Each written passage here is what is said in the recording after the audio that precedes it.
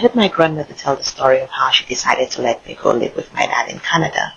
Apparently my dad said to her, "Si itel mute un pied coco, pakuye moi."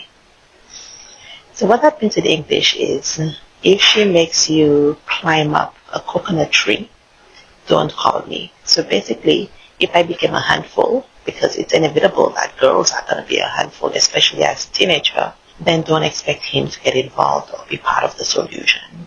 When he told her that, she started thinking about the fact that she was an older woman and maybe it made sense to let me go live with my dad and my stepmother. So in August of 1992, I moved from St. Lucia to Canada.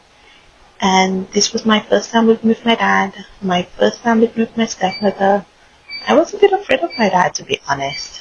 I didn't have a lot of experience with him growing up, and he wasn't a particularly warm person. He was very stoic. Imagine me being 12, almost 13. Basically, I was going to live with a stranger. So that was not a very smooth experience. I started school in grade 9 in Ottawa, while in Cap, Ontario, actually, which is the countryside.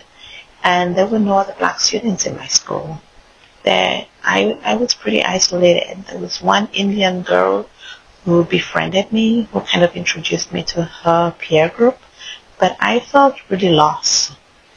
I'd always been somebody who had lots of friends, and then I found myself in this environment where I felt like I was not speaking the same language. In fact, often people had a very hard time understanding my accent. One of the things that made a big difference in my life as a teenager in a high school where I was the only black person was having a black teacher join that school.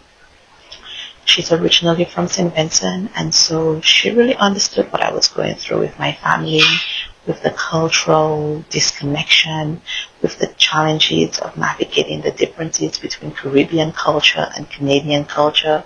She never taught me, but I used to go to her room at lunch sometimes and just talk to her, and that really felt like a safe place.